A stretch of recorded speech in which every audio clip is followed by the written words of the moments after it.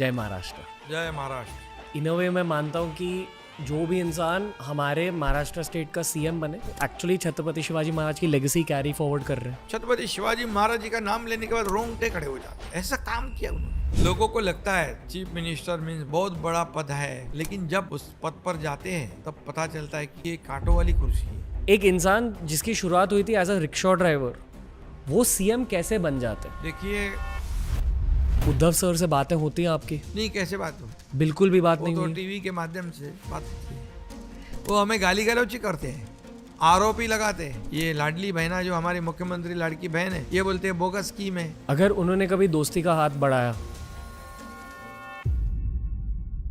आपकी राय क्या है लॉस को लेकर, स्पेशली जो भी आरजी कर मेडिकल कॉलेज में हुआ कोलकाता में, पूरे देश के लिए एक बोझ की तरह है? नहीं, ये तो बहुत दुर्भाग्यपूर्ण घटना है और हमारी जो जहाँ पर ऐसे हादसे होते हैं तो हम उनको फास्ट ट्रैक पे डाल देते हैं। कुलदेवीचं नाव काय आहे तुमचं?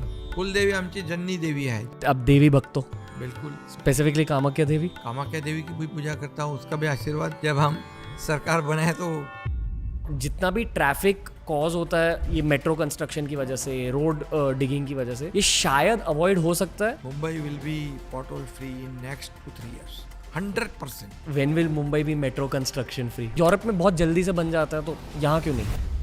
अब हमेशा आनंद दिघे सर के बारे में बात करता हूँ। आप इन अ वे उनकी लेगेसी कैरी फॉरवर्ड कर रहे हो। आपकी लाइफ में आपको मुश्किलों का सामना करना पड़ा जिंदगी की वजह से, उन्होंने आपको मोटिवेशन दी थी, उन्होंने आपको गाइडेंस दी थी। उस वक्त मेरे फैमिली में जो ट्रेजेडी हुई थी, मेरा परिवार पूरी तरह कोलैप्स हुआ था। स्पेशली जिन लोगों को उस हादसे के बारे में नहीं पता, बस आपके नज़रिए से शेयर कर दीजिए। जो बोट है वो पलटी हो गई और दोनों मेरे बच्चे उसमें डूब गए। खुद के दिल के लिए क्या किया? खुद के दिल पे पत्थर रखा। दोस्तों, टीआरएस के हर पॉलिटिकल पॉडकास्ट में मैं पॉलिटिशियंस की इमोशनल साइड, उनकी ह्यूमन साइड को एक्सट्रैक्ट करने की कोशिश करता हूँ। पॉलिटिकल सवाल भी पूछते हैं हम टीआरएस पर मैं ये चाहता हूँ कि जब आप किसी पॉलिटिशियन को टीआरएस पर देखें तो आप ही उनको गेज करके उनकी इंसानियत को पहचाने, उनकी इंसानियत को जाने। हर इंसान की एक अलग कहानी होती है। मैं मानता हूँ कि एकनाथ शिंदे सर जो हमारे स्टेट महाराष्ट्र के सीएम है, इनकी एक बहुत इवेंटफुल लाइफ रही है। बहुत कुछ देखा है उन्होंने खुद की ज़िंदगी में। आई एम श्योर कि आपको एक सेंस ऑफ मोटिवेशन मिलेगी इनकी कहानी से, पर आपको हमारे देश के बारे में, हमारे स्टेट महाराष्ट्र के बारे में और हमारे शहर मुंबई के बारे में बहुत कुछ सीखने को मिलेगा। आई एम श्योर कि मुंबई के सारे सिटीजन्स, महाराष्ट्र के सारे सिटीजन्स को इस पॉडकास्ट से वैल्यू मिलेगा। पर आई ऑल्सो होप कि जो महाराष्ट्र के बाहर बैठे हमारे ऑडियंस मेंबर्स हैं वो भी ये पॉडकास्ट देखें, ताकि आप जानें कि स्टेट लेवल पर पॉलिटिक्स किस तरह का होता है और एक स्टेट लेवल पॉलिटिशियन की जिम्मेदारियां क्या होती है। This is Eknath Shinde sir, the chief minister of Maharashtra, on TRS।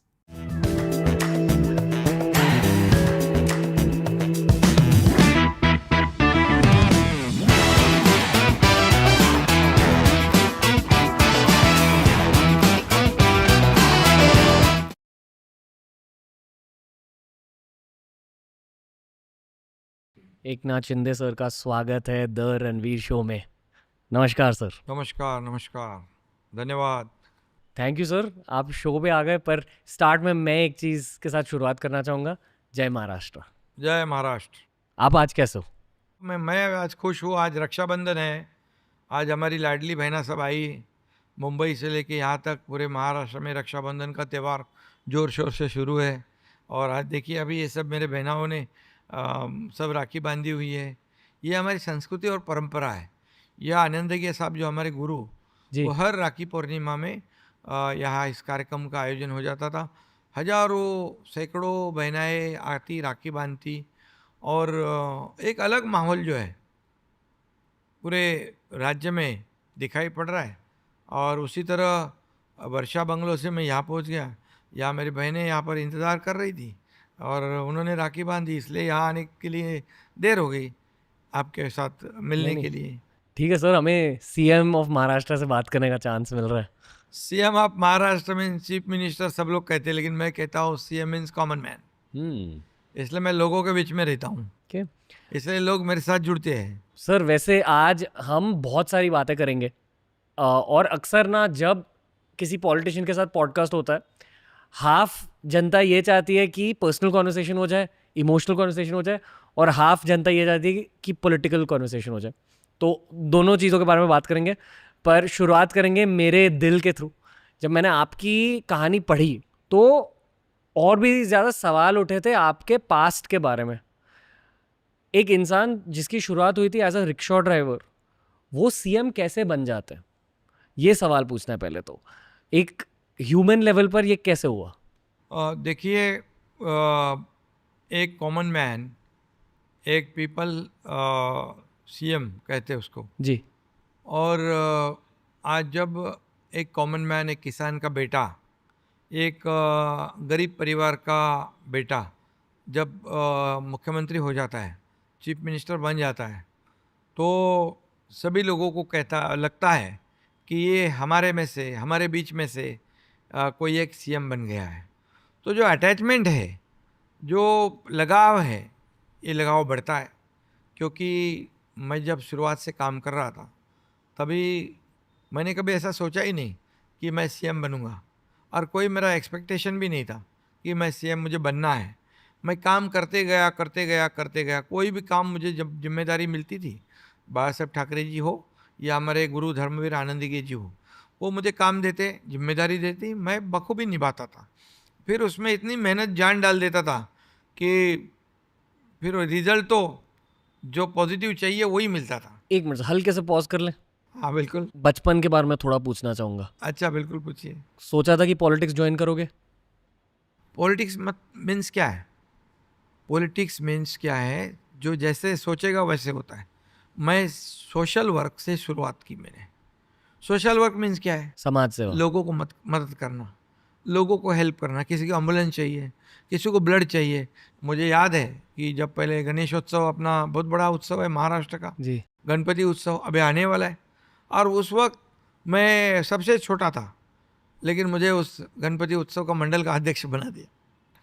तो अभी क्या ऐसे पैसे थोड़ी थे, अभी तो डेकोरेटर सब मिलते हैं, बड़े बड़े सब लाइटिंग होती है। तभी क्या था, खुद ही खड्डे खोद कर मंडप बनाते थे हम लोग। तो ये बचपन का जो यादें हैं, वो आज वही जो आज कितने भी सहूलियत मिले, कितने भी एडवांस सब कुछ त्यौहार हो जाए, सब कुछ है, लेकिन जो पुराने त्यौहार में जो खुद मेहनत करते थे हम और त्यौहार मनाते थे, लोग आते थे, लोग जुड़ते थे, ये बहुत बड़ी चीज़ है। उस रिक्शा ड्राइविंग के फेज से आपने सीखा क्या जिंदगी के लिए? देखिए, कोई भी जिम्मेदारी हो, कोई भी काम, मैंने कंपनी में भी काम किया, फिशरीज कंपनी में भी काम किया, जी, जी। मैंने ऑटो भी चलाई। मुझे जो जो काम मिला, देखिए जो भी काम मिले ईमानदारी से करिए, क्योंकि वही आज भी मेरे पास वर्षा में जो लोग आते हैं उनको मैं ना नहीं कहता हूँ, उनकी सुनता हूँ। मेरी आवाज़ सुनो मत मीन्स क्या है, मैं जो बोलूँ वही सुनो, लेकिन सामने वाले जो बोलते हैं उसको सुनना बहुत बड़ी बात है। सुनना ज्यादा जरूरी होता है। सुनना ज़्यादा ज़रूरी होता है। हम्म। ज़्यादा सुनने से हमें ज़्यादा जानकारी प्राप्त होती है, और ज़्यादा बोलने से बहुत प्रॉब्लम भी क्रिएट होती है। या पॉडकास्ट में कह रहे हो तुम? सही बात है ना, जो सही बात है सही बात है। इसलिए मैं ज़्यादा सुनता हूँ, जी। क्योंकि सुनने से सामने वाला जो है उसका दुख, उसका दर्द, उसके सवाल, उसकी समस्या जी। को मैं जान पाता हूँ। और आज मैं मुख्यमंत्री हूँ, तो मैं किसी को कहूँगा भैया इसका ये प्रॉब्लम है, सॉल्व करो, इसका ये प्रॉब्लम है, सॉल्व करो। किसको साइन करना है, किसको मुख्यमंत्री सहायता निधि से पैसे देने हैं, एक साइन से कई लोगों की जान बचती है, जी। तो मुझे ये करना चाहिए। सीएम शब्द सुनकर ना अनिल कपूर की याद आती है सर, नायक की याद आती है। आपको भी मूवीज अच्छी लगती है वैसे? बिल्कुल। राइट। नायक देखी है? देखिए, जब पहली बार देखी थी नायक लाइफ में, तभी आपका पॉलिटिकल करियर शायद स्टार्ट हुआ था? स्टार्ट था जी। अच्छी लगी वो फिल्म? बिल्कुल। क्या इंस्टेंट रिजल्ट चाहिए लोगों को, तुरंत। करता हूँ, देखता हूँ, ये नहीं चलता है। जी। करता हूँ, देखता हूँ, बोलता हूँ, इसमें क्या होता है, समय चले जाता है, इंसान को हेल्प नहीं होती है। तो इंस्टेंट चाहिए। इसलिए जब हमारे पास पावर है, वो पावर का इस्तेमाल कैसे, किसके लिए करना है? तुरंत नतीजा, तुरंत फैसला। तो इसलिए आज मैं जहाँ जाता हूँ कभी हॉस्पिटल की विज़िट करता हूँ, सरप्राइज विज़िट करता हूँ, या कहीं पर जो प्रोजेक्ट का काम चलता है, इंफ्रा प्रोजेक्ट हमारे पास काफ़ी है, वहाँ विज़िट करता हूँ। तो वहाँ पर देखने के बाद अगर जो काम अच्छा करता है उनको मैं शाबाशी देता हूँ, जो गलती करता है उसको तुरंत वहाँ पर कार्रवाई करता हूँ। छत्रपति शिवाजी हॉस्पिटल में गया था, डॉक्टर का हॉस्टल देखने के बाद बहुत बहुत मुझे बुरा लगा। मैं तुरंत वहाँ के अधिकारी को सस्पेंड कर दिया, क्योंकि और 2 महीने के बाद उसका ओपनिंग करने को मेरे को बुलाया, रिनोवेशन किया कमिश्नर ने, वो एकदम कॉरपोरेट 5 स्टार जैसे। क्योंकि डॉक्टर जब मरीजों को इलाज करेंगे तो रहने की सुविधा तो उनको अच्छी चाहिए, फूड अच्छा चाहिए, वहाँ का माहौल अच्छा चाहिए, नहीं तो क्या सेवा देंगे। तो मैं करता हूँ, जहाँ जाता हूँ इंस्टेंट, तुरंत मेरा फैसला, जैसे quick execution. Quick execution. Sorry sir, आपसे ये बातें कर रहा हूँ, पर ये पब्लिक बहुत सारी मतलब ऑनलाइन पोर्टल्स पर इसके बारे में चर्चा कर रही है। पूरा देश, स्पेशली यूथ, चाहता है कि बहुत ज़्यादा स्ट्रॉन्ग रेप लॉज बने देश भर में। आपकी राय क्या है रेप लॉज को लेकर?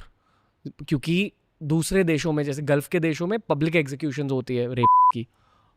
हमारे देश में भी बहुत बहुत सारे लोगों को लगता है कि ऐसी रियलिटी होनी चाहिए। आपकी क्या राय है? स्पेशली जो भी आरजी कर मेडिकल कॉलेज में हुआ कोलकाता में, अम, पूरे देश के लिए एक बोझ की तरह है। दुनिया अभी हमारे देश को अभी उस हादसे की वजह से अभी जान रही है, पर आई फील कि हमारे पूरे देश को रिस्पॉन्ड करना नहीं, ये चाहिए। तो बहुत दुर्भाग्यपूर्ण घटना है।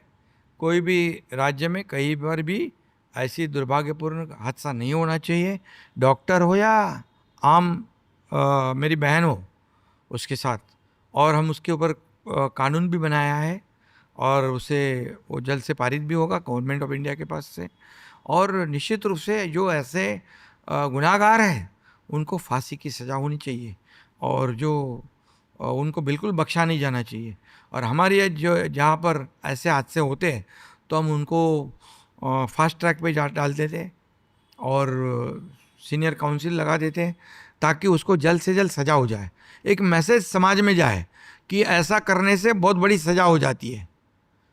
और आज जो डॉक्टर्स का आंदोलन है, डॉक्टर्स प्रोटेक्शन एक्ट के बारे में, मैं खुद हमारे हेल्थ मिनिस्टर आदरणीय नड्डा जी से मैंने बात की है, क्योंकि ये अब हमें ज़रूरी है कि डॉक्टर मरीज का इलाज करे तो कुछ रिस्क भी होती है, लेकिन अगर कोई भी डॉक्टर ऐसा नहीं सोचता है कि मरीज उसके हाथों से मरे, उसके हाथों से मरीज बचना चाहिए, उसकी जान बचनी चाहिए, कोशिश डॉक्टर की होती है। लेकिन दुर्भाग्यवश कभी कभी इंसिडेंट होता है, लेकिन डॉक्टर तो क्या, हर एक हमारी जो बहन है, माता है, ये उनके साथ ऐसा बदसलूकी और ये सब हादसे नहीं होने चाहिए। इसलिए हमारी जो सरकार की जिम्मेदारी है वो पूरी तरह हम बखूबी निभाएंगे, और महिला सुरक्षा को प्रायोरिटी देंगे हम। सर, कभी कभी ऐसा लगता है कि हमारे देश में काली माँ की पूजा की जाती है, देवी की पूजा की जाती है, और साथ में ये भी होता है। ये बहुत अजीब चीज़ है भारतीय समाज के बारे में। मेरे ख्याल से आप भी कामाख्या देवी माँ के भक्त हो, हाँ बिल्कुल। राइट? ऐसा लगता है कभी आपको कि एक साइड पे हम देवी माँ की पूजा करते हैं, दूसरे साइड पे ये भी होता है हमारे देश में?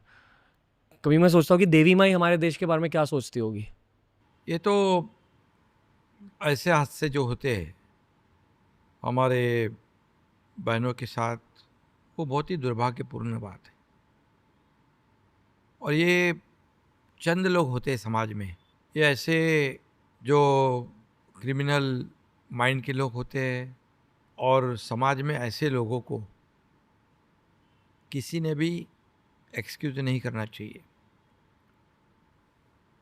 हमारे समाज में जैसी आपने कहा दुर्गा माँ है, सरस्वती है, कामाख्या माँ है, ऐसी देवियाँ है, उनकी पूजा हम करते हैं।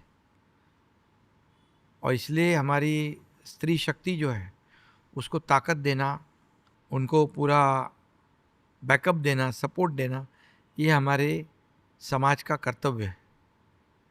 और जो ऐसे लोग हैं, दरिंदे लोग जो है, ऐसे समाज में एक ये तत्व विरोधी लोग हैं, जो उनको तो बिल्कुल ऐसा काम करे तो उसको सीधा ऐसी कड़ी सज़ा देनी चाहिए कि दोबारा ऐसे कोई काम ना करे। ऐसा मैसेज समाज में जाना चाहिए। इसलिए हम लोग सब लोग कोशिश कर रहे हैं। हमारी सरकार ने शक्ति कानून बनाया है। शक्ति कानून को अब केंद्र के पास जल्दी मान्यता मिल जाएगी। और देश में भी आज जहाँ भी ऐसी घटना हो, जैसे कोलकाता की घटना हो, बहुत ही दुर्भाग्यपूर्ण घटना है। एक डॉक्टर के साथ ऐसी दुर्घटना, ये तो हमारे लिए बहुत ही शर्म की बात है जी। समाज के लिए शर्म की बात है। इसलिए हमारे राज्य में जब ऐसे हादसे होते हैं तब हम उसको बारीकी से उसके ऊपर इतने कठोर बन जाते हैं कि उस केस को फास्ट ट्रैक पे डालते हैं।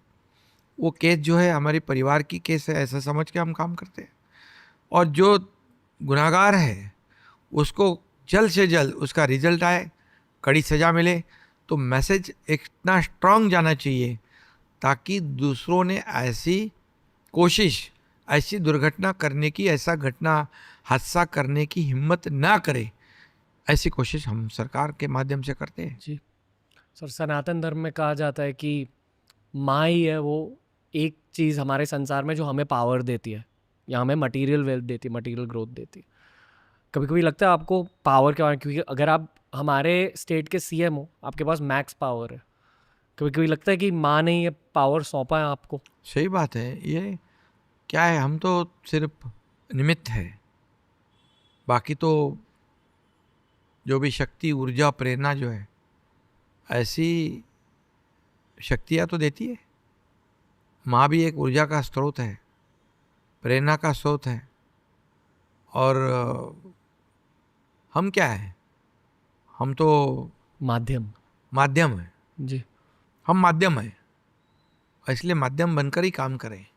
कुलदेवीचं नाव काय आहे तुमचं? कुलदेवी आमची जन्नी देवी है, जन्नी देवी पद्मावती। अब देवी बघतो बिल्कुल। स्पेसिफिकली कामाख्या देवी। कामाख्या देवी की भी पूजा करता हूँ, उसका भी आशीर्वाद जब हम सरकार बनाए तो कामाख्या देवी के। वहाँ क्यों गए पर? वहाँ तो देवी की इच्छा के बगैर कोई जाता नहीं। जब बुलावा आता है तो चले जाते हैं। और इतना ही, मैं सुबह जब श्रद्धा से हम कुछ करते हैं तब ऐसे सोचना चाहिए कि हमारे हाथों से अच्छा काम हो, बुरा किसी का ना हो। हमारे पास कोई भी जाए खाली हाथ न जाए, उसको कुछ ना कुछ सहयोग मिले, उसका काम बने। जो रोते मुखड़ा लेके आता है, दुख की दिल से आता है, वो हंसते खेलते चले जाए।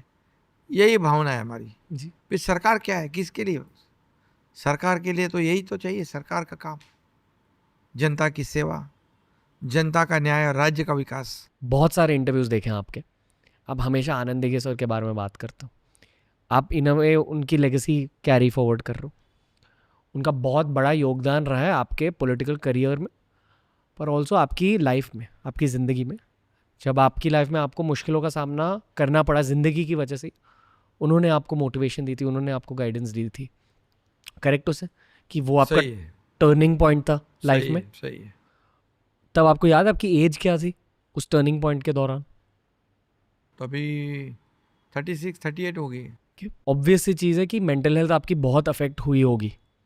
तब कितना वक्त लगा रिकवरी में उस वक्त जो आपके फैमिली के साथ ट्रेजेडी हुई थी? जी। तो उस वक्त मेरे फैमिली में जो ट्रेजेडी हुई थी, उससे तो कोई भी शख्स फिर से खड़ा नहीं हो सकता है। मेरा परिवार पूरी तरह कोलैप्स हुआ था। Sir if you don't mind, specially जिन लोगों को उस हादसे के बारे में नहीं पता, बस आपके नज़रिए से शेयर कर दीजिए। उस हादसे को मैं आज भी नहीं भुला पा रहा हूँ। हम हर साल हमारे गांव में जाते थे, बच्चों की छुट्टी होती थी। तब उस बार भी मैं आनंद दिघे साहब को पूछकर गया था कि थोड़े दिन बच्चों की इच्छा है गांव घूम कर आए। और हमारे गांव के पास ही कोयना डैम है, उसका बैक वाटर है। और बच्चे हर साल की तरह जब जाते थे तो वाटर स्पोर्ट्स खेलते थे, और वाटर स्पोर्ट्स खेलते खेलते वो जो बोट है, जो मोटर बाइक है वाटर की, वो पलटी हो गई और दोनों मेरे बच्चे उसमें डूब गए। और इतना बड़ा हादसा किसी के भी जीवन में न आए, इतना बड़ा दुख किसी के भी जीवन में नहीं आए, ऐसी मैं कामना करता हूँ। जो मेरे जीवन में यह दुख, यह हादसा आने के बाद फिर मैं कैसे खड़ा हूँ, सिर्फ हमारे आनंदी के साहब के बदौलत। मेरा परिवार तो पूरी तरह कोलैप्स था, तो मैंने उनको भी कहा कि मुझे अभी परिवार को समय देना पड़ेगा, लेकिन उन्होंने मुझे कहा कि अब तेरा परिवार लिमिटेड नहीं है, अब तेरा परिवार बड़ा है, समाज के लिए तुझे काम करना है, समाज के लिए तुझे जीना है।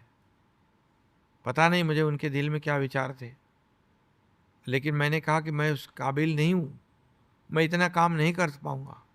लेकिन उनका आग्रह और इतनी प्रेरणा उनकी थी कि उन्होंने जो जिम्मेदारी मुझे दी उसे मुझे स्वीकारना पड़ा। और फिर जो मैंने काम शुरू किया, फिर पीछे मुड़कर देखा नहीं। कड़ी मेहनत की, कड़े परिश्रम किए। परिवार को भी मैंने कहा कि, तो परिवार ने भी मुझे सपोर्ट किया, मेरे बीवी ने सपोर्ट किया, मेरे बेटे ने सपोर्ट किया, मेरे माता पिता ने सपोर्ट किया, और ये आज यहाँ तक पहुँच गया। और इसके पीछे आनंदी के साहब की प्रेरणा, उनका आशीर्वाद, और बड़े साहब हमारे भाई साहब ठाकरे जी के तो विचार से मैं प्रभावित था ही। संघर्ष की वजह से माइंडसेट्स भी एकदम बदल जाते हैं, ये मैं मानता हूँ। ये किसी के जीवन में ऐसे दुख न आए जो सह नहीं कर सकते, लेकिन होनी को कोई टाल नहीं सकते हैं। जो कहते हैं, आज जो भी मैं आपके सामने खड़ा हूँ, सिर्फ और सिर्फ आनंद दीघे साहब के बदौलत। वो पूरी तरह मेरे साथ रहे। बाला साहब ठाकरे जी और आनंद दीघे जी, ये उनके वजह से मुझे मोटिवेशन मिलता था। इतना बड़ा शौक था कि मैं मेरे परिवार के साथ ही मुझे रहना, उनका मन रखना, उनको सांत्वना देना, उनको सपोर्ट करना, यही मेरे हाथ में था, वो मैं कर रहा था। मर्द होने के नाते जो रिस्पॉन्सिबिलिटी होती वो है तो लेना ही पड़ेगी। अभी मैं मुखिया था, तो मैं अगर पूरी तरह कोलैप्स हो जाऊंगा तो बाकी लोग तो किसके सहारे जिएंगे। तो उस वक्त मुझे जिम्मेदारी का एहसास हुआ और जिम्मेदारी निभाने की कोशिश मैंने की और मैंने निभाई। खुद के दिल के लिए क्या किया? खुद के दिल पे पत्थर रखा, बस आगे बढ़े। आगे बढ़े, और आगे बढ़ते गए, चलते गए, फिर लोगों में मिलते गया, लोगों के काम करते गया, आज इस मुकाम पे पहुंचा हूँ। लोगों की सेवा करते करते करते करते यहाँ तक खुशी लौटी जिंदगी में? जो गया है, तो अभी सेवा में ही लोगों को मिलता हूँ। महाराष्ट्र को मैं परिवार मान चुका हूँ, उनकी खुशियों में ही मेरी खुशी समझता हूँ। और मेरी आज 4 पीढ़ियाँ हैं, मेरे पिताजी, मैं, श्रीकांत और रुद्रांश। रुद्रांश उसका नाम है, रुद्रांश।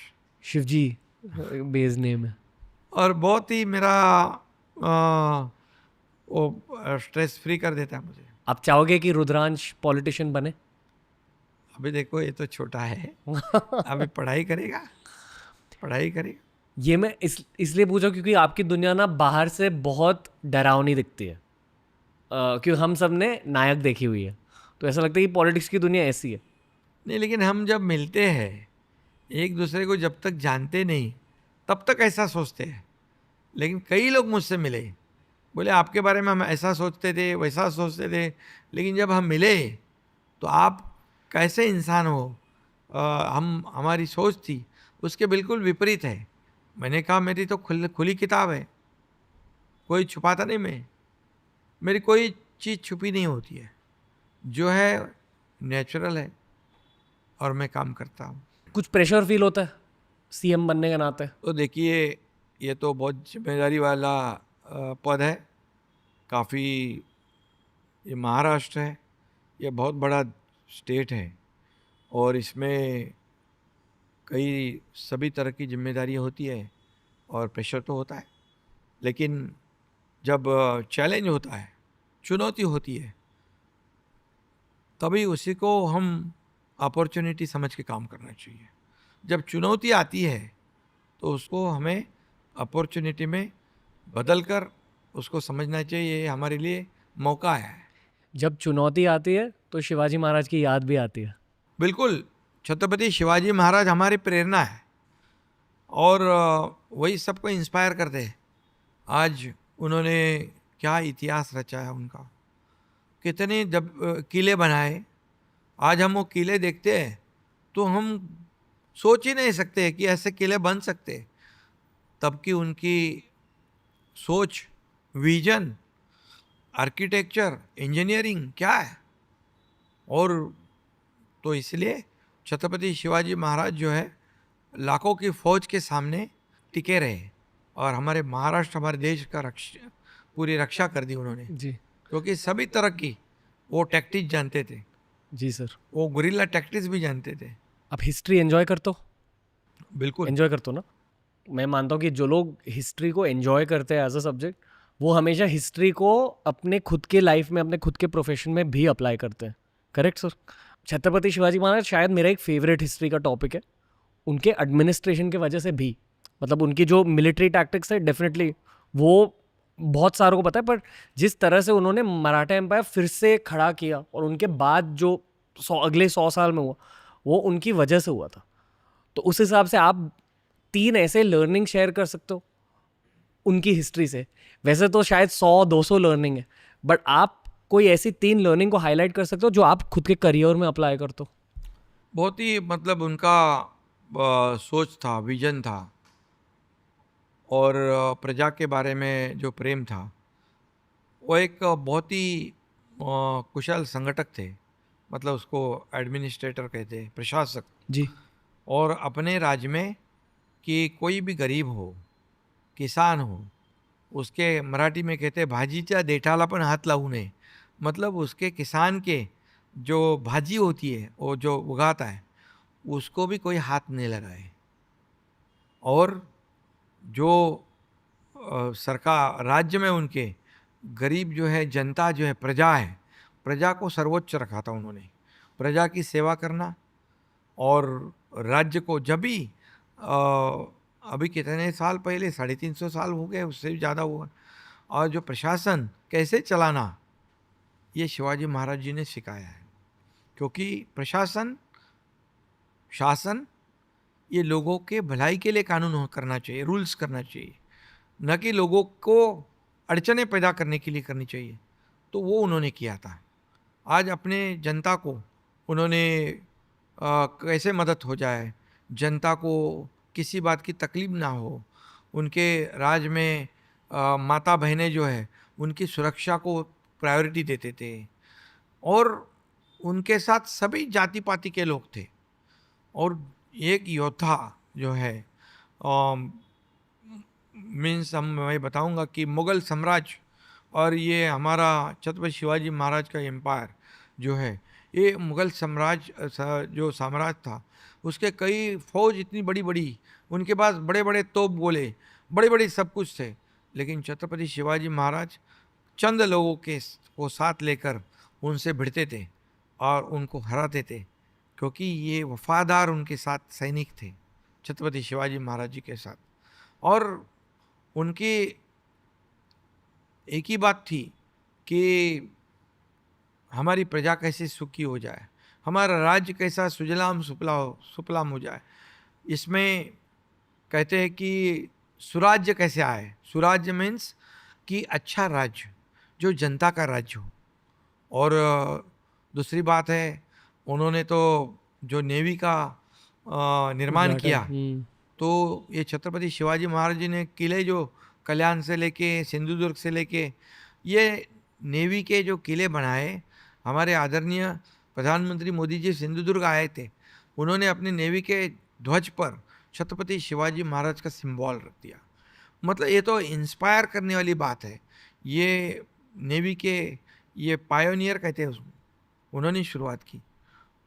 इन अ वे मैं मानता हूँ कि जो भी इंसान हमारे महाराष्ट्र स्टेट का सीएम बने वो एक्चुअली छत्रपति शिवाजी महाराज की लेगेसी कैरी फॉरवर्ड कर रहे हैं। आप ये मानते हो?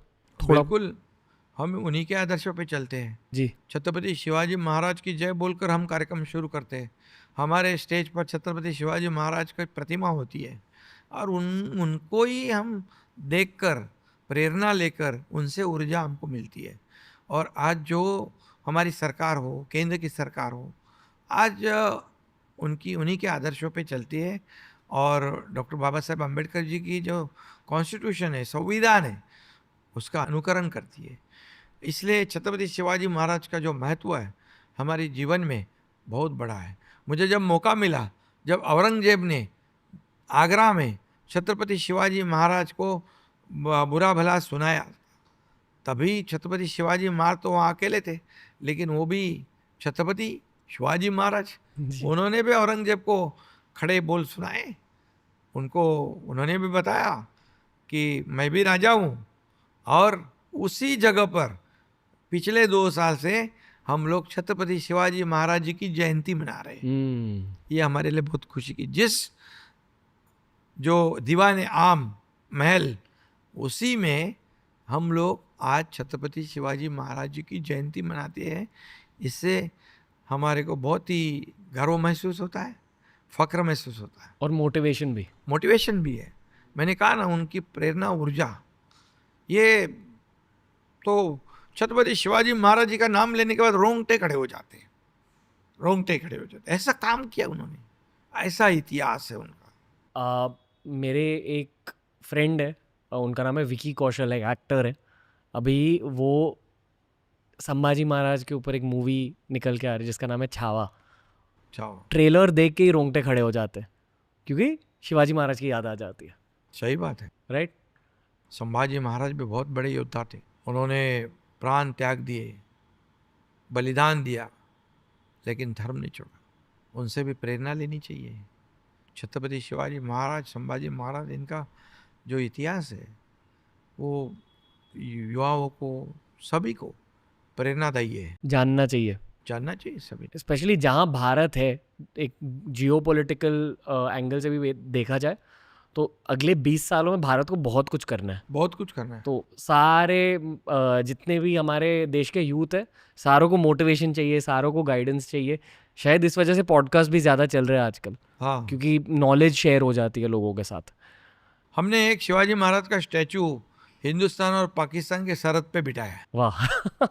वहाँ के फौज ने मुझे बुलाया था, मराठा इन्फेंट्री, जी, जो हमारी बटालियन है, जी। और वो छत्रपति शिवाजी महाराज का स्टैचू था, घोड़े पे बिठाया।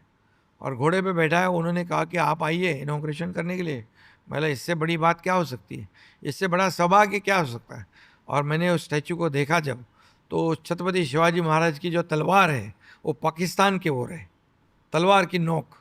तो मैंने तो कहा उस दिन कि पाकिस्तान भी हमारे हिंदुस्तान पे आँख उठा के देखने की जरूरत करने के लिए 100 बार सोचेगा।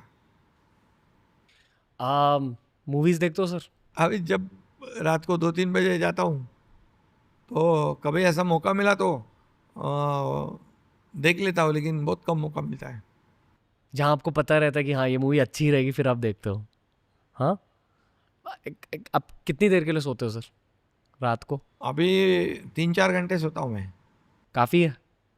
अभी तो क्या है, वो समय नहीं मिलता है। काफ़ी तो नहीं है, लेकिन अभी तो जिम्मेदारी है तो उसको निभाना भी है। सिर्फ जिम्मेदारी लेके, पद लेके उसे हम बखूबी निभाने की कोशिश नहीं करेंगे तो जनता को न्याय नहीं दे सकते। जी। इंग्लिश में एक कहावत है, heavy is the head that wears the crown. यानी कि जो सीएम है उन पर बेसिकली बहुत ज़्यादा प्रेशर है। लोगों को लगता है चीफ मिनिस्टर मीन्स बहुत बड़ा पद है, उसमें बहुत ही ऐशो आराम है, सब कुछ है, ये है वो है। लेकिन जब उस पद पर जाते हैं तब पता चलता है कि क्या जिम्मेदारी है, क्योंकि ये कांटों वाली कुर्सी है। सोचने वाले के ऊपर है, जो जैसे सोचता है। अभी हमसे पहले जो थे उनका वर्किंग स्टाइल, लाइफ स्टाइल, वो तो आपने भी जांच किया होगा। लेकिन मैंने एक तय कर लिया है, मेरे जीवन का हर एक क्षण, जब तक मुझे जनता की सेवा करने का मौका मिलेगा तो मैं हर पल जनता की सेवा करूंगा। पॉलिटिक्स में दो पार्ट्स होते हैं, एक इलेक्शन रिलेटेड, एक एडमिनिस्ट्रेटिव। तो पहले एडमिनिस्ट्रेटिव के बारे में बात करते हैं। और मैं भी महाराष्ट्र से हूँ सर। महाराष्ट्र को एक अटैकिंग पर्सपेक्टिव से भी देखा जा सकता है और डिफेंसिव पर्सपेक्टिव से भी। अभी जब आप सीएम बने, एक लेगेसी आपके पीछे हमारे स्टेट की। जब आप के पास वो लेगेसी आ जाती है तो पहले के प्रॉब्लम्स भी आ जाते हैं, पर आगे के अपॉर्चुनिटीज़ भी आ जाते हैं। उन अपॉर्चुनिटीज़ को मैं अटैकिंग पर्सपेक्टिव से देखता हूँ कि आपकी स्ट्रैटेजी क्या है, महाराष्ट्र को बिल्ड करने के लिए विजन क्या है। पर जो प्रॉब्लम्स आते हैं वो आपकी डिफेंसिव स्ट्रैटेजी मानी जा सकती है। तो अकॉर्डिंग टू इंडिया, ठीक है, मोस्टली देश हमारे स्टेट के बारे में ये जानते हैं कि 14% जीडीपी कंट्रीब्यूशन है, हाईली इंडस्ट्रियलाइज स्टेट है, 82% लिटरेसी रेट है। तो हमारी डायरेक्शन बहुत अच्छी है सर, पर आप वो लेगेसी भी इनहेरिट कर रहे हो। तो पहले डिफेंसिव सवाल पूछूंगा आपसे कि द टू मेन प्रॉब्लम्स हमारे स्टेट में अकॉर्डिंग टू इंडिया, एक जो फार्मर सुसाइड्स देखने मिलते हैं, और आप भी किसान परिवार से हो तो आपका पर्सपेक्टिव जानना चाहूँगा इसके बाद। दूसरा सवाल है मुंबई और पुणे से रिलेटेड। ये हमारे स्टेट के दो हब्स हैं और बहुत ज़्यादा लोग अभी यहाँ आ रहे हैं। तो हम मुंबई में सर, मुंबई में जितनी कंस्ट्रक्शन दिखती है, पोल्यूशन, ट्रैफिक, वो जो कॉमन अर्बन प्रॉब्लम्स है, मेरे अकॉर्डिंग ये हमारे स्टेट के दो मेन प्रॉब्लम्स हैं। अगर हम अटैकिंग चीज़ों के बारे में बात करें, बहुत कुछ अच्छा है हमारे स्टेट में। टूरिज्म अभी निकल के आ रहा है, एयरपोर्ट्स बन रहे हैं, इंडस्ट्रियलाइजेशन और भी हो रही है। पर उसके बारे में बात करेंगे सर। पहले डिफेंसिव के बारे में थोड़ा समझा दो कि एज द सीएम आपकी अप्रोच क्या है। तो पहले फार्मर सुसाइड्स के टॉपिक को पिकअप करते हैं। बिल्कुल। पहले तो आपके दिल को कैसा लगता है, क्योंकि आप किसान परिवार से। बिल्कुल। फिर दूसरा सवाल यह कि आपके दिमाग को क्या लगता है, इसके पीछे अभी क्या स्ट्रैटेजी रखनी चाहिए। और जब मैं चीफ मिनिस्टर बना तब मैंने हमारे किसानों को, किसान भाइयों को अपील की थी कि सरकार आपकी है और सरकार आपको हमेशा मदद करेगी, तो सुसाइड मत कीजिए। सुसाइड करने से अपने परिवार पूरा एक उजड़ जाता है। और उसके बाद में हमने लगातार 2 साल में कोशिश की कि जैसे किसान को हम कैसे मदद कर सकते हैं। जैसे बेमौसम बरसात आती है, ज़्यादा बारिश होती है, और वहाँ पर फिर किसानों के जो क्रॉप्स है उसका नुकसान होता है। तो हमने उसमें जो रूल्स है एनडीआरएफ के, उसको हमने बदल दिए, चेंज कर दिए, उसके दुगना कर दिए। हेक्टर 2 हेक्टर की 3 हेक्टर ज़मीन कर दी, ताकि किसानों को लाभ मिले। उसके बाद जब आदरणीय मोदी जी 6,000 रुपये सालाना देते हैं, शेतकरी सम्मान योजना, किसान सम्मान योजना, उसमें और 6,000 रुपया जोड़ने का काम हमारी सरकार ने किया। वो और किसी राज्य में शायद नहीं है। और क्रॉप इंश्योरेंस, वो जो उसकी किस्त जो है प्रीमियम, वो किसान भरते थे। हमने सोचा अब किसानों का भार हल्का करेंगे, तो उसकी प्रीमियम हम भर रहे। 1 रुपया केवल किसान को हमें देना है जी जी। और पूरी प्रीमियम हम उनकी भरते हैं। इसमें अब हमने सोलर सिस्टम जो है, जो बिजली दिन में देनी चाहिए, तो सोलर के लिए हमने जो बंजर ज़मीन है वो लेने का काम शुरू कर दिया। उसको 50,000 रुपये एकड़, और हेक्टर आप जानते हो, हेक्टर में मीन्स 2.5 एकड़ का 1 हेक्टर होता है।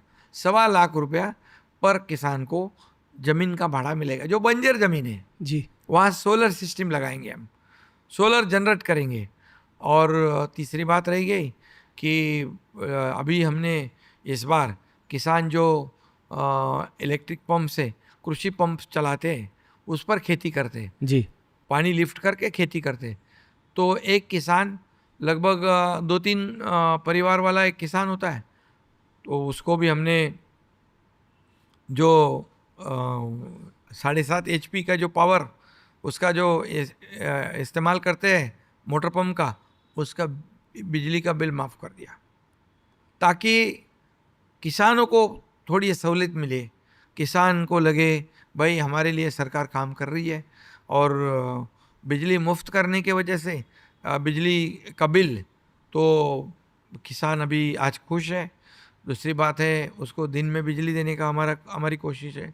तो किसान के लिए जितनी, ये तो मैंने बहुत चंद बताया है, काफ़ी सहूलियत हमने किसान को दी हुई है, क्योंकि किसान आत्महत्या न करे। जी सर, आप मुझे बता दो अगर मैं कुछ गलत कह रहा हूँ, क्योंकि ये मेरा थोड़ा पर्सपेक्टिव और पास्ट और फ्यूचर को लेकर थोड़ी बातें करेंगे। जब मैं छोटा भी था, जब मैं स्कूल में था, तब भी ये प्रॉब्लम होता था, ये मुझे याद है, और अब भी ये प्रॉब्लम है। मतलब ये शायद 20 साल के पहले की बात कर रहा हूँ मैं। तो मैं सोच रहा हूँ कि इसका रूट ऑफ द प्रॉब्लम क्या है। प्लस अभी एआई का ज़माना है, रोबोटिक्स आने वाली है, और अमेरिका में अगर आप वहाँ की एग्रीकल्चर इंडस्ट्री को देखो, काफ़ी ज़्यादा मैकेनाइज्ड है।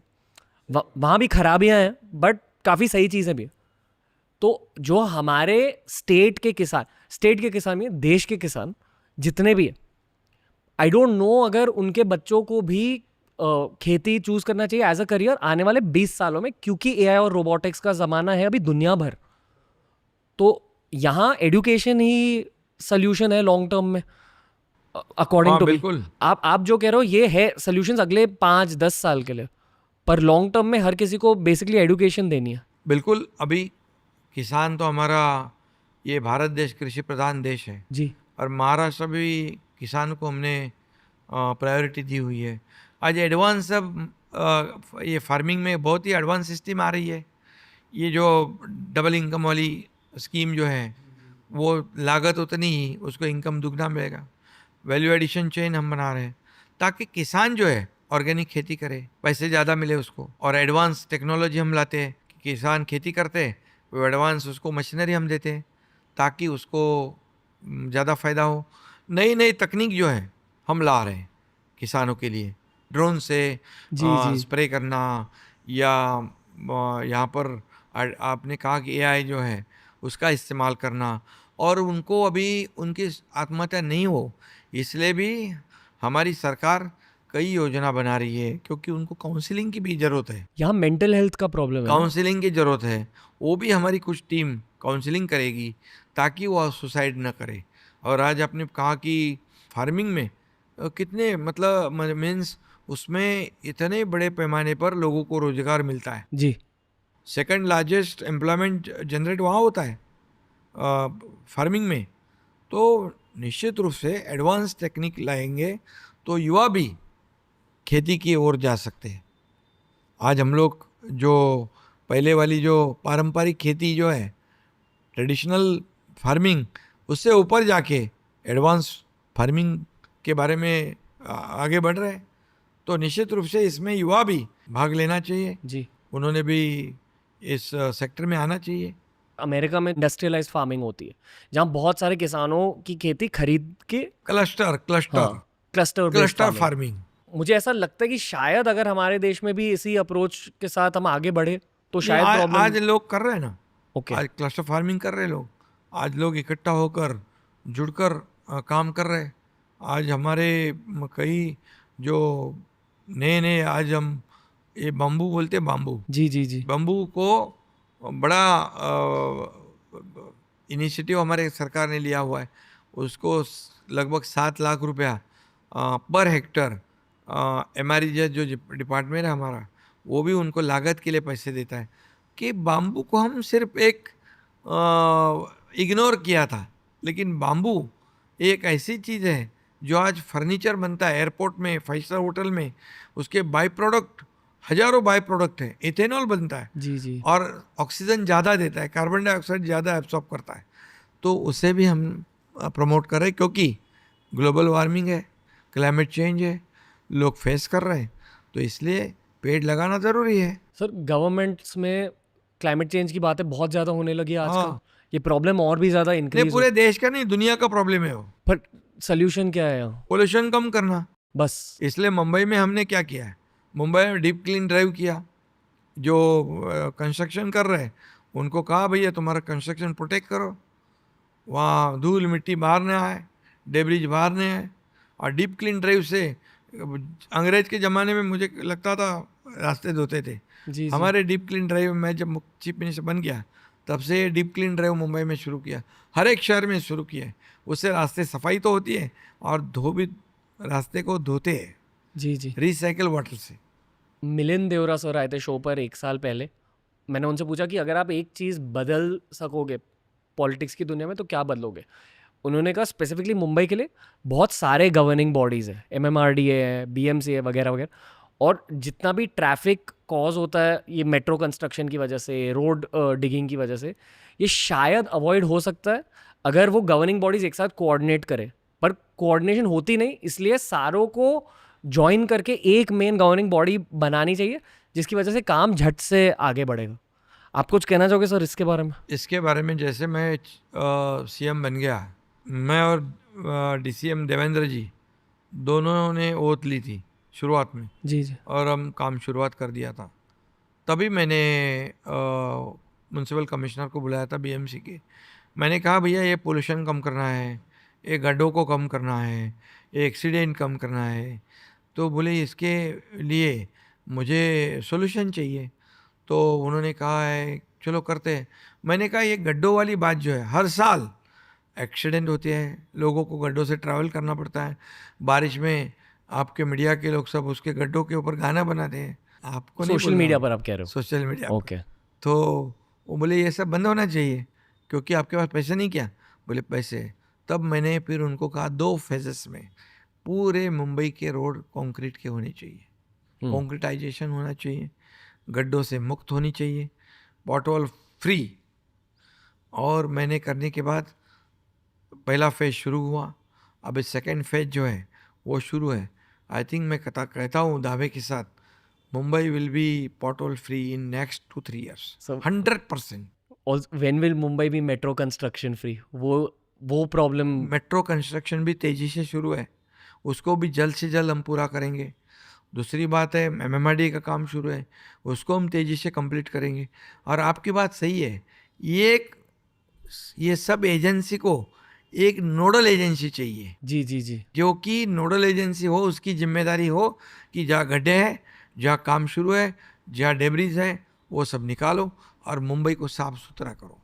तो ज़रूर ये हमारी ये कोशिश है कि मुंबई को साफ़ सुथरा, मुंबई को पोल्यूशन फ्री करो, मुंबई को ट्रैफिक फ्री करो। उसके ऊपर काम शुरू है हमारा।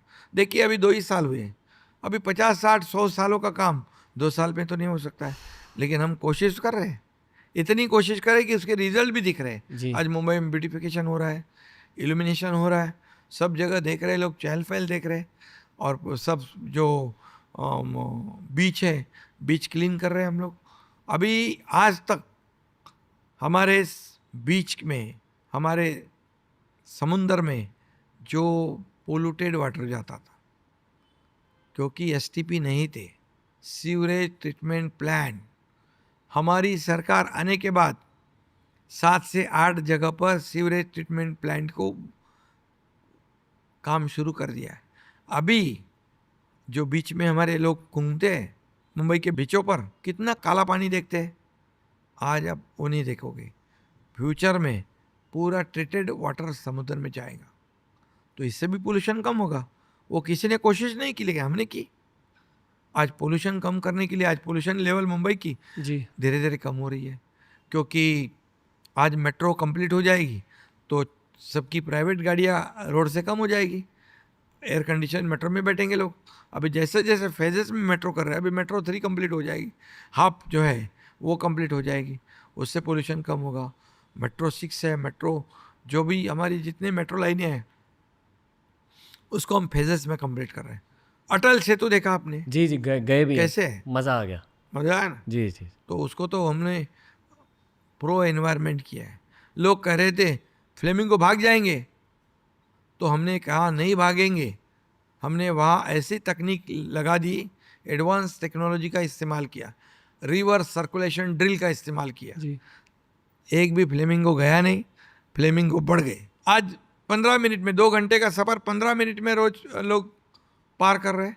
सर अटल सेतु की वजह से ना कभी कभी ऐसा लगता है कि आने वाले 50 साल में शायद जो हमारा आइलैंड है वो एक कमर्शियल हब बनेगा और ज़्यादातर लोग उस साइड रहेंगे, मेनलैंड पर रहेंगे, क्योंकि मेनलैंड पे रहेंगे, सही बात है।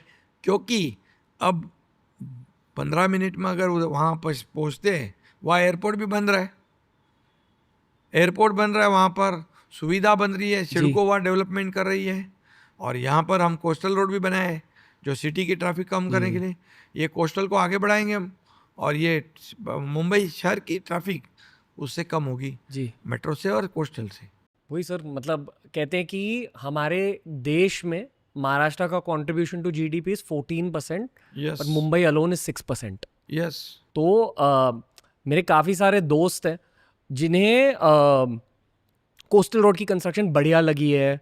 मैं वर्सोवा में रहता हूँ, वर्सोवा में भी जो कोस्टल रोड बन रहा है मेरे ख्याल से बैंड्रा से लिंक्ड होने वाला है, वो भी बहुत झट से बन रहा है, हमारे सामने बन रहा है वो। बराबर। पर मेन कंप्लेंट ना मेट्रो कंस्ट्रक्शन की है। तो ये मैं एज अ क्वेश्चन पूछ रहा हूँ जस्ट जानने के लिए कि इस कंस्ट्रक्शन को और ज़्यादा तेज़ी से आगे बढ़ाने के लिए क्या मतलब रिक्वायरमेंट क्या रहती है? यूरोप में बहुत जल्दी से बन जाता है, तो यहाँ क्यों देखिए, नहीं? कोई प्रोजेक्ट करने के लिए तो थोड़ा समय लगता है, जी जी लेकिन ज़्यादा समय न लगे इसकी कोशिश तो गवर्नमेंट को करनी चाहिए। तो जो कंसर्न ऑफिसर है उनको मैंने कहा है कि आपकी मैन पावर बढ़ाओ, आपकी मशीनरी बढ़ाओ, डे नाइट काम करो और इसको जल्दी पूरा करो, ताकि ये मेट्रो कंप्लीट होता है बिफोर टाइम, तो पब्लिक को फ़ायदा हो जाएगा। पब्लिक प्राइवेट गाड़ी का इस्तेमाल नहीं करेगा, जी वो उसमें बैठ जाएगा जी जी और यहाँ का पोल्यूशन कम होगा, समय बचेगा। आज लोग थक जाते हैं ड्राइविंग करके और प्राइवेट कार में बैठकर, उनकी एफिशिएंसी कम हो जाती है, कैसे काम करेंगे वो? जी और इसलिए आज ये मेट्रो का काम तेज़ी से हम कर रहे हैं और आप उसका नतीजा भी जल्दी देखोगे, क्योंकि मैं खुद मॉनिटर करता हूँ, खुद मैं उनकी मीटिंग लेता हूँ, मैं खुद विजिट करता हूँ, जी। और तो इसका नतीजा आउटकम तो अच्छा होगा।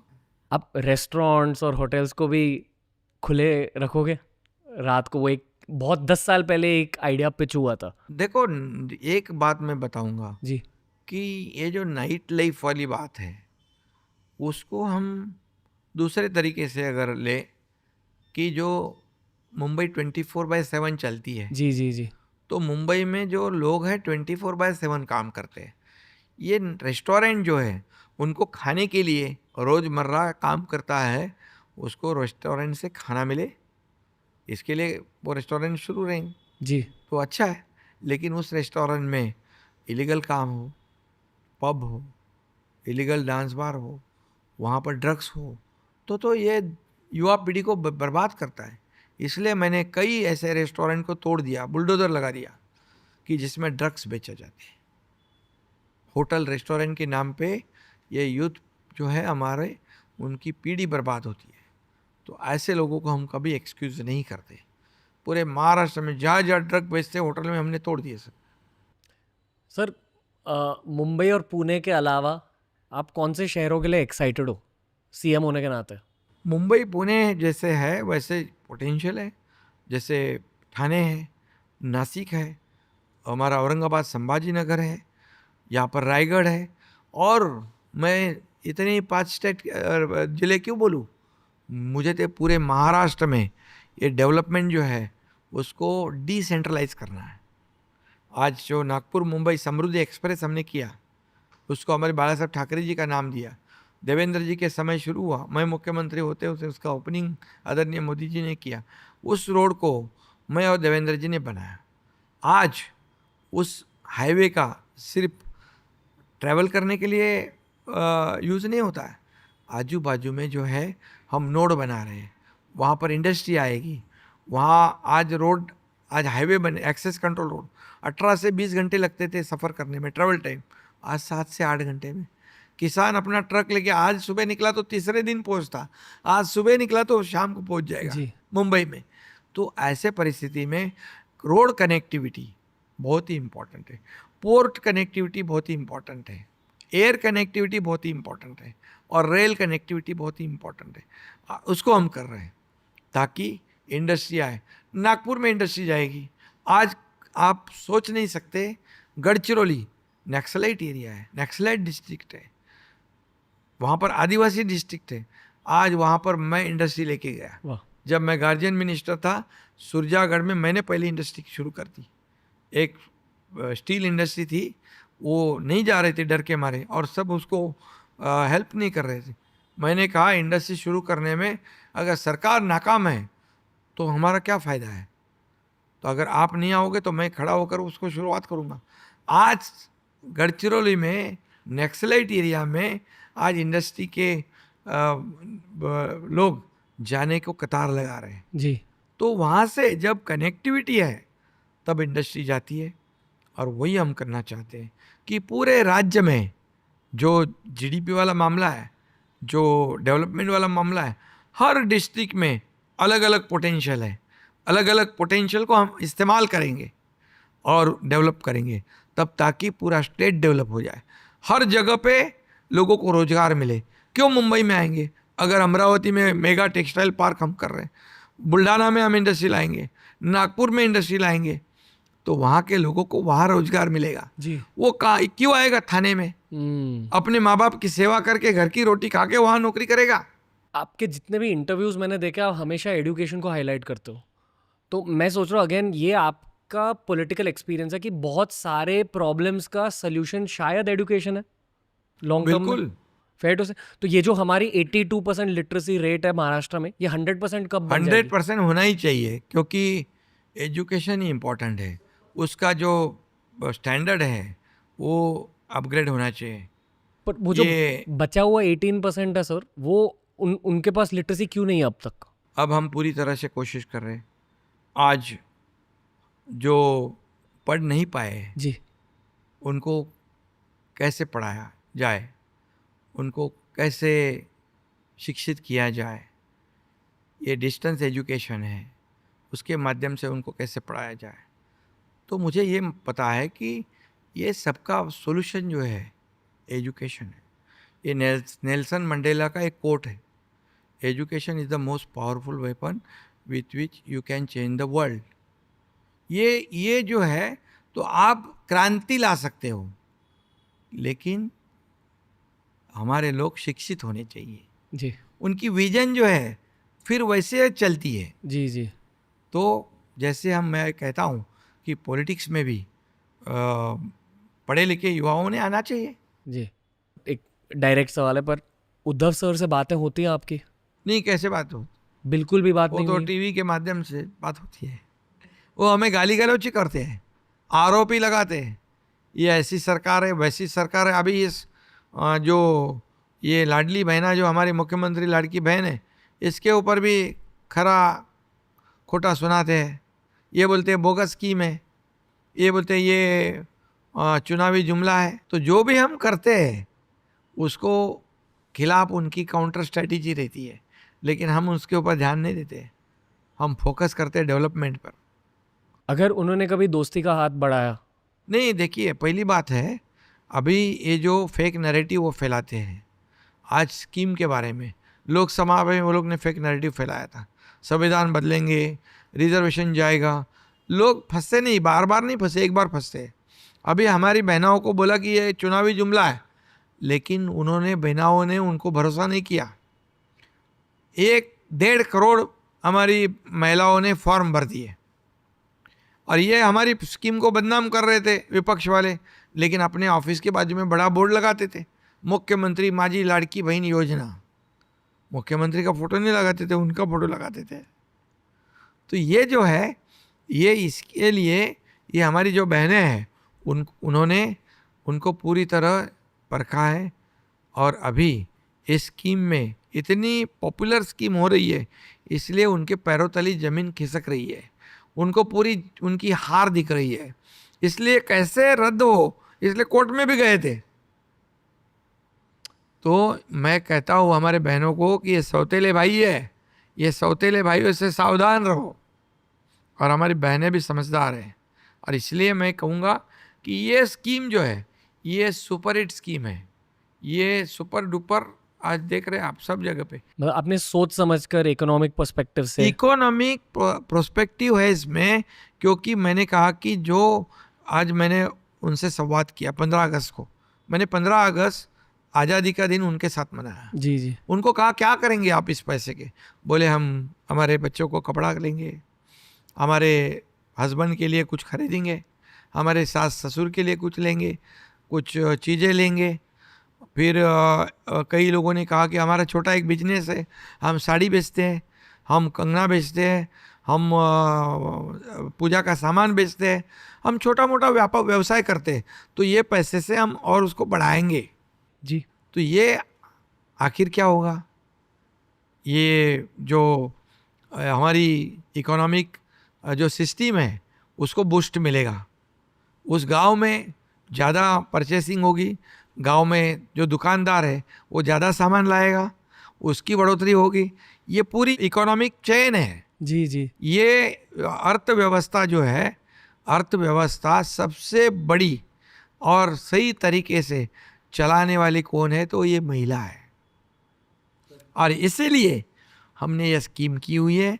हम ये स्कीम सिर्फ 1,500 तक नहीं रखेंगे, इसको जैसे जैसे मैंने कहा अभी कि इसको जैसे हमारी सरकार की ताकत बढ़ेंगे तो इसको बढ़ाएंगे बढ़ाएंगे बढ़ाएंगे।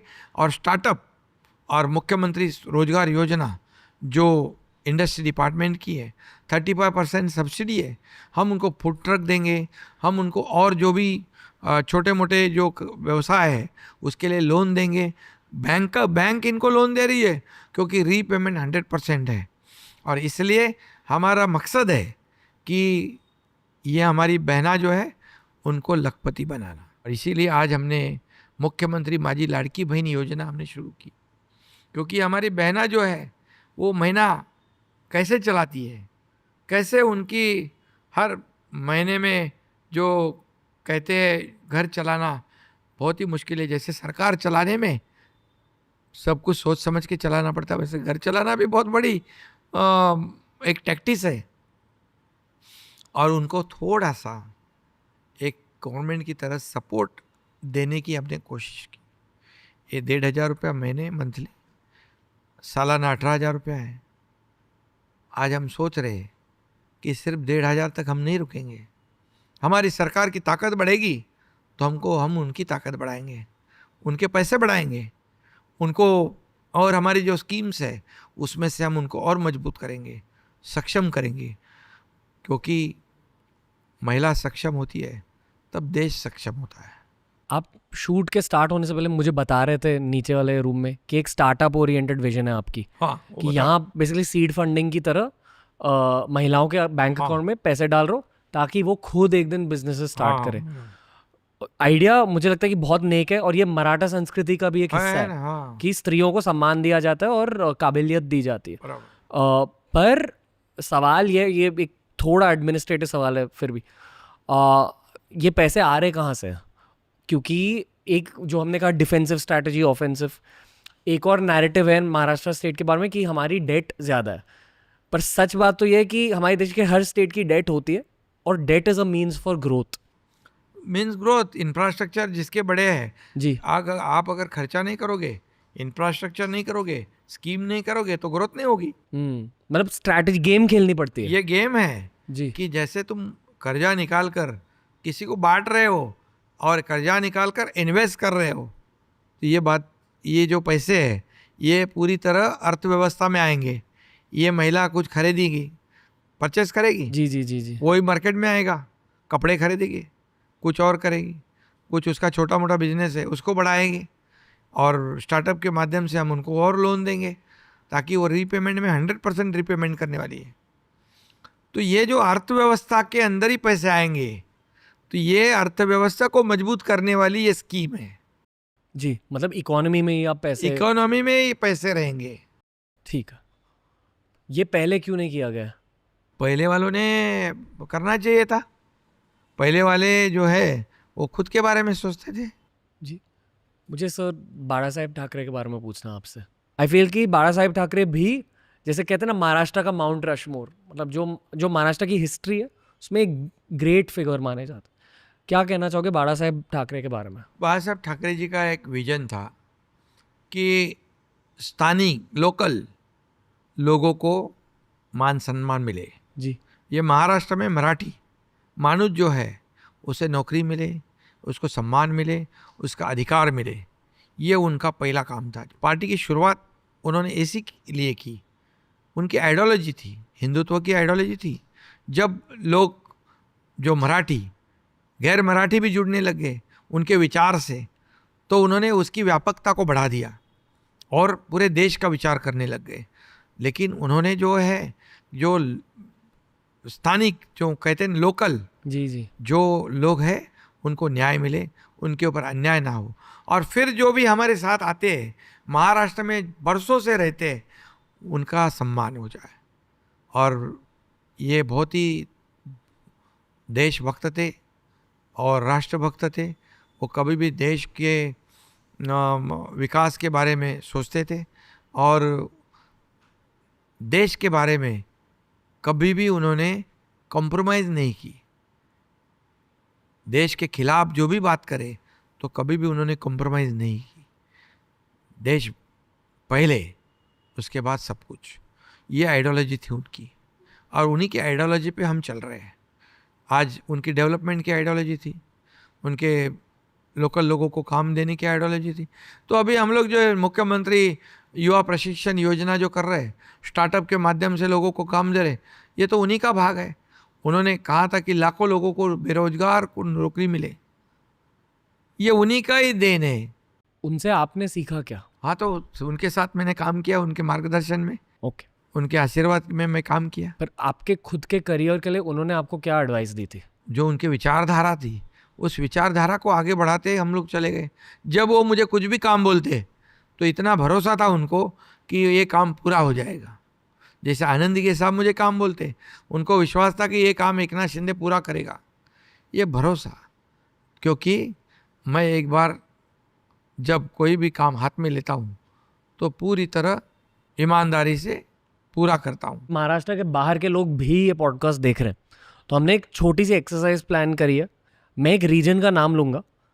पहले तो आप ये बताइए कि आपके दिमाग में क्या शब्द आपको दिखाई देता है उस रीजन से रिलेटेड, और फिर आप बताइए कि उस रीजन के यूथ को क्या करियर एडवाइस दोगे। जैसे कि बहुत एंटरप्रेन्योर्स ये देख रहे हैं, तो मैं रीजन का नाम लूँगा, आप पहले बताओ कि आपको दिल में क्या फील होता है और फिर दिमागी एडवाइस दीजिए, ठीक है? पुणे। पुणे तो ये हमारे एजुकेशन हब है, शिक्षण जो है, संस्कृति है जो हमारी है जी। ये सरस्वती का घर कहते हैं पुणे को। और करियर एडवाइस क्या दोगे पुणे के यूथ को? अभी वहाँ पर इतने बड़े पैमाने पर आईटी सेक्टर गया है, वहाँ पर लोग सब जो यूथ है उनको उसका फ़ायदा लेना चाहिए। बहुत ही ये मुंबई पुणे एक्सप्रेस की वजह से मुंबई पुणे करीब आ गया है जी। आज। आईटी इंडस्ट्री है, ऑटोमोबाइल इंडस्ट्री है, सर्विस इंडस्ट्री है, ये बड़े पैमाने पर रियल इस्टेट बूम हो रही है। इससे यूथ को निश्चित रूप से उसमें फ़ायदा होगा। नागपुर। नागपुर तो हमारा उपराजधानी है हमारी ना। ये मुंबई जैसे हमारी आर्थिक राजधानी है, महाराष्ट्र की राजधानी है, देश की आर्थिक राजधानी महाराष्ट्र की राजधानी मुंबई और नागपुर उपराजधानी। और करियर एडवाइस? करियर उधर भी काफ़ी हमारे होशियार लोग हैं। आज वहाँ पर आज ये समृद्धि हाईवे के वजह से ये बहुत करीब आ चुका है शहर। पहले बहुत दूर था, आज मुंबई और नागपुर बहुत करीब आया है। आज इंडस्ट्री वहाँ जा रही है, क्योंकि पहले इतने दूर कनेक्टिविटी नहीं, इंफ्रास्ट्रक्चर नहीं, स्किल मैन पावर नहीं, तो हम वो दे रहे हैं। इसलिए करियर लोगों ने करना चाहिए। जो हमारे यूथ के लिए योगा प्रशिक्षण जो योजना हमने की है उसका लाभ उन्होंने लेना चाहिए। इंडस्ट्री आएगी तो स्किल मैन पावर मिलेगा, ट्रेंड मैन पावर मिलेगा, यही तो इंडस्ट्री को चाहिए। और आज बड़े पैमाने पर लॉजिस्टिक पार्क हो रहा है, वहाँ पर इंडस्ट्री आ रही है, इन्वेस्टमेंट हो रहा है। तो ये हर शहर में हम चारों जगह पर इसकी डेवलपमेंट चाहते हैं, ग्रोथ चाहते हैं। कोंकण में भी देखो 120 किलोमीटर का समुद्र किनारा है। टूरिज्म शब्द, टूरिज्म बहुत बड़े पैमाने पे होगा वहाँ पर बहुत सुंदर बीच काजू है, मैंगो है, बहुत सुंदर जगह है। वहाँ पर शिवाजी महाराज जी के किले हैं। और वहीं पर मैंने पहले कहा ना, आदरणीय मोदी जी आए थे सिंधुदुर्ग में, उस छत्रपति शिवाजी महाराज के बड़े प्रतिमा का उद्घाटन उन्होंने किया। लेकिन बीचेस जो है, आज बीचेस इतने बड़े सुंदर है, इतना पानी क्लीन एंड नीट है, नीला पानी, तो आज हम उसको एक्सेस कंट्रोल से उस बीच को कनेक्टर के माध्यम से जी। जोड़ेंगे तो टूरिज्म बढ़ेगा। मेरे ख्याल से सिंधुदुर्ग एयरपोर्ट हाल ही में ही बना है। हाँ, बना दो है। दो 2 साल पहले मैं गया हूँ सर, कुडाल गया हूँ मालवण में, और शायद मैंने जिंदगी में ऐसा बीच नहीं देखा है। नीला पानी है, हरे कलर का जंगल है पीछे, और वाइट सैंड जिसे कहते हैं। बहुत बढ़िया जगह है वो। और यही तो महाराष्ट्र को देन है कि 120 किलोमीटर का कोस्ट एरिया है, जी। कोस्ट लाइन है, और टूरिज्म के लिए बहुत पोटेंशियल है। संभाजी नगर। संभाजी नगर में भी अभी इंडस्ट्री है वहाँ पर, और वहाँ पर भी हमारे छत्रपति संभाजी महाराज, उनकी याद, छत्रपति शिवाजी महाराज, हिस्टोरिक शहर है वो। और आज वहाँ पर इंडस्ट्री है बहुत बड़े पैमाने में, ऑरिक सिटी बनाई है वहाँ पर, इंडस्ट्री बड़े पैमाने पर इन्वेस्टमेंट कर रही है। पहले ये नहीं था, आज वहाँ पर इंफ्रास्ट्रक्चर बन गया है, और गवर्नमेंट ने, सरकार ने हमारे प्रायोरिटी दी हुई है। सब जगह पर आप जहाँ बोलोगे वहाँ पर एक ही मकसद है कि डेवलपमेंट डिसेंट्रलाइज हो जाए। कोल्हापुर। कोल्हापुर तो पहलवान हमारे कुश्ती में, उसको एक इतिहास है, और छत्रपति शाहू महाराज जी का वहाँ प्रभाव रहा है, और वहाँ की माटी भी देशभक्ति की माटी है। छत्रपति शिवाजी महाराज के वहाँ पर पद कमलों से ये पावन हुई भूमि है वो। करियर एडवाइस क्या दोगे कोल्हापुर के लोगों को? करियर वो तो बहुत अभी ये तो एक वहाँ का हमारे ओलंपिक में आया ना, जी। स्वप्निल कुसळे, ओलंपिक में उसने मेडल, वो कोल्हापुर वाला है। जी। तो सिर्फ पहलवानी नहीं है, वो ओलंपिक में पहुँचते। ओके। आ, हमने बहुत सारी बातें करी है सर, महाराष्ट्र के बारे में, पॉलिटिक्स के बारे में। किसी इंसान की एनर्जी पता चल जाती है। आई एम श्योर कि आप भी इससे रिलेट कर पाते हो। ना जाने दिन में आप कितने इंसानों से मिलते हो, कितने इंसानों से इंटरेक्शन होती है? मुझे अनगिनत लोग मिलते हैं। मेरा काम ऐसा है, आखिरी इंसान को मिलके ही मैं घर जाता हूँ, सोता हूँ। ये मेरी जो एनर्जी है, ये मेरा टॉनिक क्या है, ये पब्लिक है, उनसे मुझे एनर्जी मिलती है। और गणेश चतुर्थी से भी। हाँ, गणेश चतुर्थी तो ये एक महाराष्ट्र का बहुत बड़ा त्यौहार है। गणपति भगवान से भी प्रेरणा मिलती है। वो तो विघ्न हरता है, पूरे संकटों का हरता है, सभी संकट दूर करता है वो, और एनर्जी भी देता है। इसलिए ये जो है, मैं, आपने कहा एनर्जी कितनी है, मुझे यही लोग पूछते हैं, आप कब सोते हो, कब खाना खाते हो। मैंने कहा भैया, मैं जब घर जाता हूँ तभी सोता हूँ, और जब तक घर नहीं जाता आखिरी इंसान को मिलता नहीं। इसलिए मैं ये गिनती करूँगा तो नोटबुक फट जाएगी। और इसलिए जो है, मैं चलते समय, जब मेरी गाड़ी चलती है, पहले चीफ मिनिस्टर का क्या कहते हैं, कारवा चलता है, तो प्रोटोकॉल के वजह से काफ़ी उसमें रूल्स होते हैं, सब कुछ होता है। लेकिन मेरा जब काफ़िला चलता है तो आम आदमी जैसे चलता है वैसे मैं चलता हूँ। उसमें कोई भी फ़र्क डिफ्रेंशिएट न करे, कोई भी फ़र्क ना करे, ऐसी मेरी सूचनाएं हमारे पुलिस डिपार्टमेंट को है। और इसीलिए जब भी कोई बीच में कोई ऐसा इंसान आता है, मुझसे सोचता है बात करे, तब उसके लिए भी मेरी गाड़ी रुक जाती है। गणेश चतुर्थी के दौरान आपके दिमाग में क्या चलता है सर? सेलिब्रेट करने का मूड होता है कभी, मतलब घुस के? गणेश अब चतुर्थी तो अभी तो पहले तो यही तो हमारे विसर्जन के और आगमन के रैली मिरवणूक होती है, उसमें तो सब लोग ये करते हैं। अभी तो बहुत कुछ याद आती है उस फेज की? हाँ बिल्कुल, तो गणेश मित्र मंडल का अध्यक्ष भी रह चुका हूँ मैं। पर आप मिस करते हो उस फेज को? अभी तो देखो, सब कुछ सोचकर चाह कर भी नहीं कर सकते ना, ये तो अंदर ही रखना पड़ता है ना भावना को।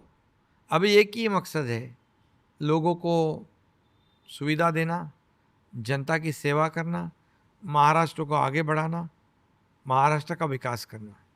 आई थिंक सर जितनी पॉपुलैरिटी आपने देखी है खुद के करियर में, ये इसी वजह से कि आप डायरेक्ट हो और आप एक्सेसिबल हो। बिल्कुल, डायरेक्ट भी हूँ, एक्सेसिबल भी हूँ और सिंपल भी हूँ, और मैं जो बोलता हूँ वो करता हूँ। जी यही लोगों को पसंद होता है। जी।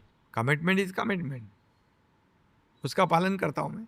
और मैं कभी कभी ऐसा सोचता हूँ, एक बार मैं कमिटमेंट देता हूँ तो फिर उसको पूरा तरह निभाता हूँ, फिर खुद की भी नहीं सुनता हूँ। मज़ा आ रहा है आपके साथ, बट यही था आज का पॉडकास्ट सर। ठीक था आपके लिए? बिल्कुल, बोर्ड हुए? बिल्कुल नहीं, नहीं, मज़ा आया? मजा आया, कुछ अलग था? अलग। ओके। बस यही कहना चाहूँगा कि थैंक यू सर, मज़ा आ गया आपके साथ। बहुत बहुत धन्यवाद। बहुत बड़ा दिन है मेरे लिए कि हमारे स्टेट के सीएम मेरे से बात कर रहे हैं, तो lots of love sir. That's ऐसा व्हाट आई कुछ वाज। भी नहीं, हम मिलते रहेंगे। Thank you so much, thank you.